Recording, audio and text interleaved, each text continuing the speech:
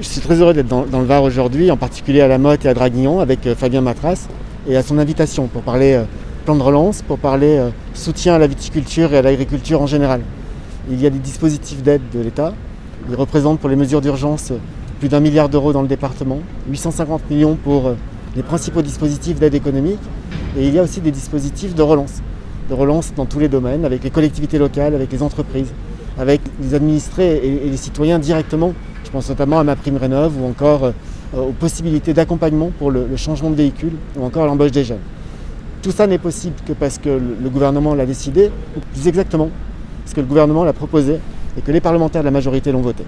Moi je suis ravi d'accueillir Olivier Dussopt sur ma circonscription. Aujourd'hui on parle plan de relance évidemment dans le contexte qu'on connaît et pour venir décliner l'ensemble des mesures de soutien qui ont été prises par l'État.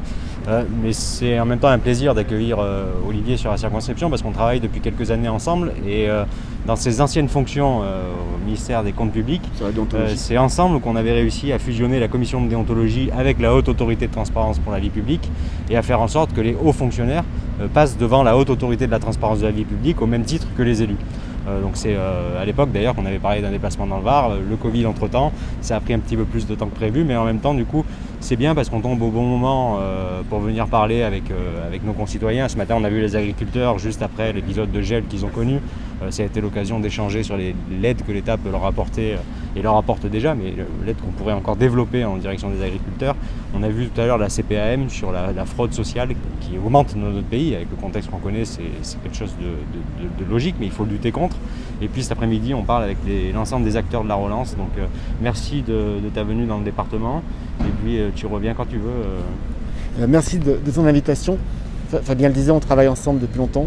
C'est la déontologie, c'est aussi quelques travaux préparatoires sur une belle proposition de loi sur les sapeurs-pompiers, qui va permettre de mieux aider, de mieux reconnaître les sapeurs-pompiers. Et puis c'est tout simplement la possibilité pour le gouvernement de compter sur un député de terrain. Un député de terrain qui sait alerter, qui sait travailler avec les équipes. J'ai moi-même été élu local pendant 10 ans. On a cet ADN tous les deux. Et donc ça explique la complicité et ça explique la confiance. Merci. Merci.